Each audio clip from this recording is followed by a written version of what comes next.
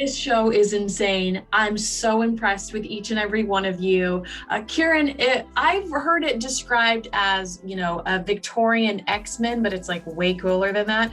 How would you describe the show to a stranger?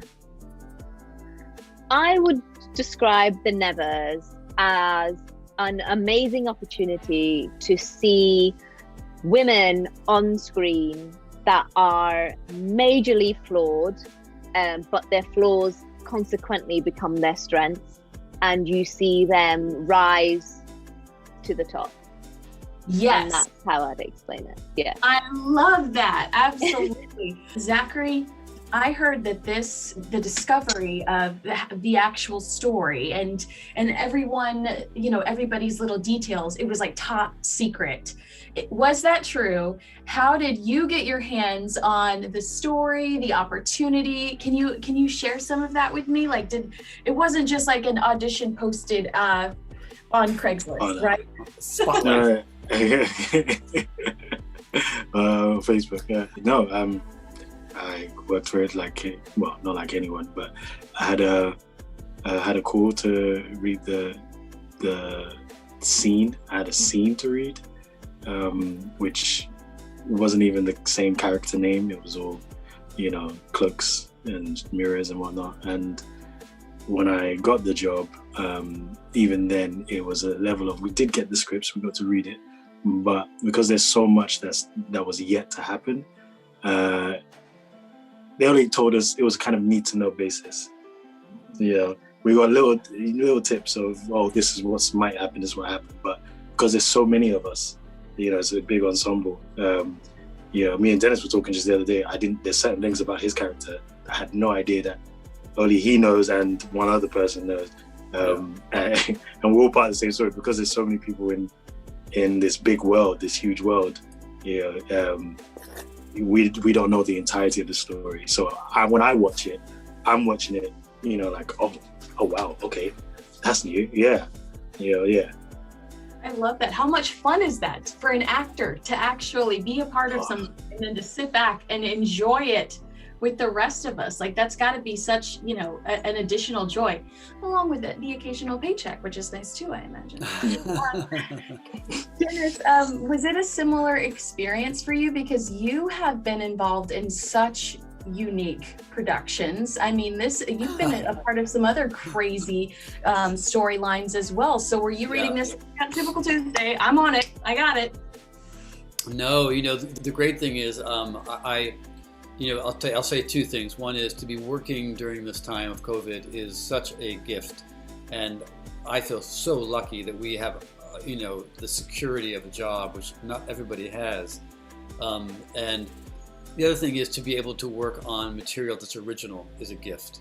To be able to have somebody, this team of writers come up with these things and to have them kind of also push it in your direction, because what usually happens on a show like this is, we're cast, Zachary is cast, I'm cast, and then they watch us and they begin to start to tailor to us.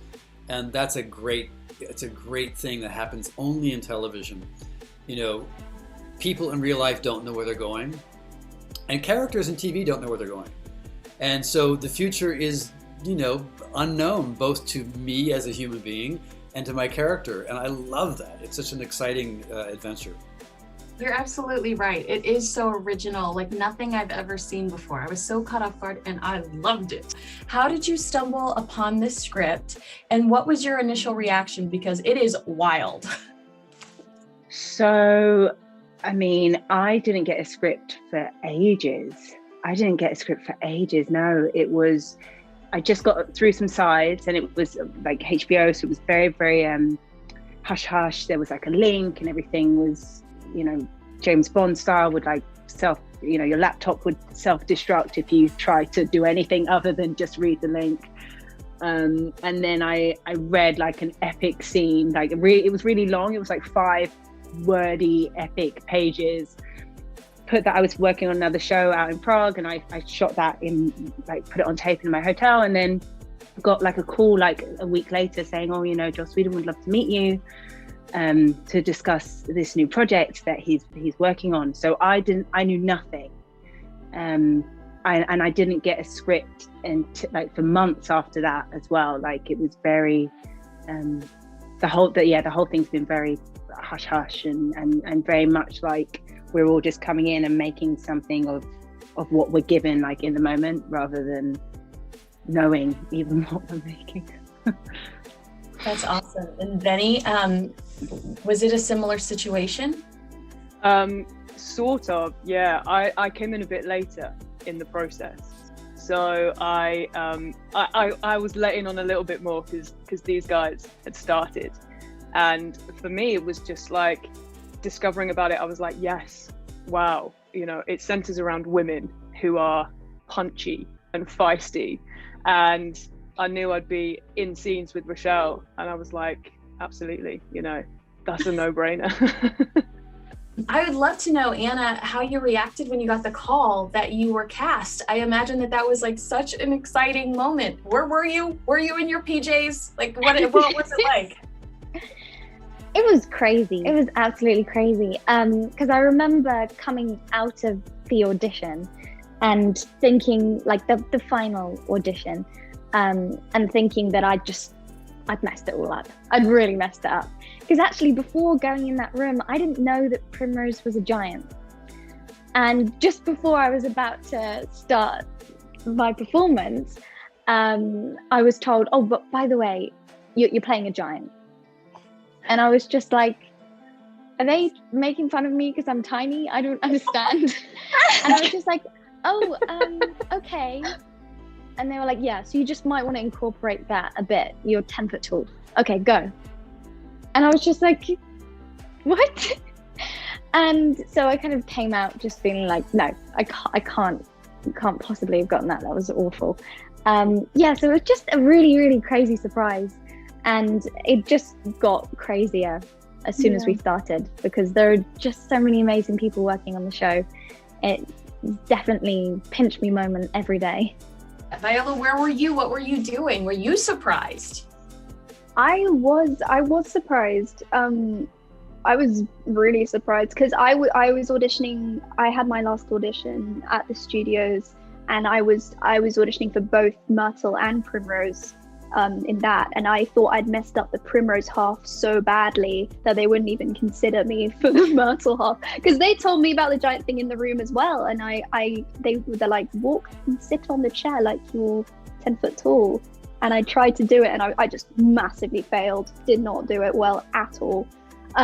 So I found out, I was at school in break time, and I was in a classroom with my friends, and I like went up into the hallway, and I got the call, and I like freaked out, and I remember I ran to the dining hall, which was like full, like completely full of students, and I found my drama teacher, and I was like, I got it, and she like hugged me in the middle of things, and all the teachers on the table were like super excited as well. And then she was like, have you called your mum? And I was like, oh wait, no, I haven't. So I went to my drama teacher before my mum. And then I just like called everyone at school, and I missed the first half of physics, which I was super happy about at the time. So yeah, it was really fun. Yeah, fun day. What was it like to get the call that you were going to be a part of this show? But I didn't believe it for a little while. Like, it took me a while to genuinely be like, oh yeah, I'm doing this show, especially because it all happened so quickly. And I can remember even sort of like days before and going in for a costume fitting or going in for the table read and being like, and not really. It's going to sound awful, but I feel a bit like it's only just kicked in when like the trailers came out. Because I was like, okay, cool, like it's happened, like we did this, right? Because it I don't know, maybe my brain, because I can remember when my agent called me and said, and just being like, oh wow, and him being like, you sound a bit calm, and I think it's my brain was like, yeah, like this amazing fire powers in the Victorian era, yeah, right, like you're not that like lucky, like, you know. And then the trailer came out and I was like, oh wow, we did a thing that's real. So then that's when it dropped. Right. What about you, Vinny? Yeah, my agent is as cool as anything, you know. They're really hard to wobble. So I got the call from them, and just was like sort of speechless at first, and then just repeating like, oh my God. And they were just like, yeah, just calmly waiting for a moment where I might come back into my body and into the room. And it's a really nice memory for me. It's a really nice, I think it was a nice moment for me and my agent to like, just be like, wow, this is a big deal and exciting. And that's contagious, isn't it? You know, even the coolest agents have to be a bit like, all right. Where was I? I was at church. Yeah, I was at church. I think we were just preparing for like, I don't know whether it was the Easter production or something like that, but I was at church, and yeah, I went on my knees. Yeah, for me, yeah, it was. It's one of those ones where it's almost like you just watched a football game, you know, and just like, you know, your best team just scored and you just out there running up and down like, yeah. Like when I got this script through, I remember thinking like I had a bad run of no's, you know, it was maybe about 3-4 months, and this came in, and I remember reading it and thinking, you know, I'm going to pause my life for 3 weeks and pick apart this script, and if this isn't going to be the one, then I'm just going to kind of step back for a while. So many no's, and I got to the stage where I just put everything on this script and this job, and I just said to myself, look, if I can't stop, I just was like, I've got 3 weeks to prep.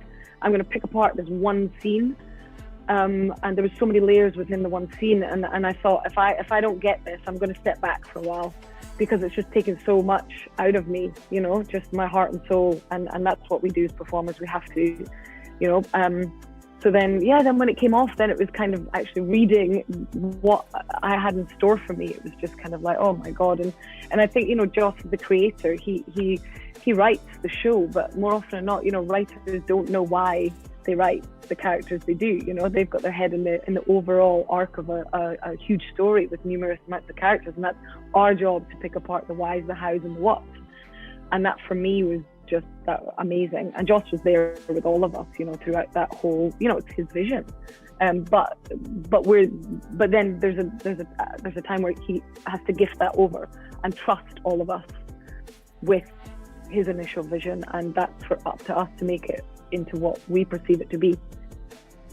Kieran, it seems like, although this is such a huge cast and there's so many different characters and layers, it seems like you guys really had freedom to explore and kind of get comfortable with the idea of something that's probably really hard for a normal person to wrap their heads around, this sci-fi, this magic. And is that true? And were you surprised as an actor to have that freedom and to be able to explore and be creative yourself in your character? Yeah, definitely. Like it's not something that I've ever gotten to do before, and it was amazing because we got transported back into the late 1800s, and then got to explore that world, which I'd never, as an actor, explored before, and so that was already fascinating enough. And then they layered that with a whole futuristic sci-fi element to the show, and our turns and our powers.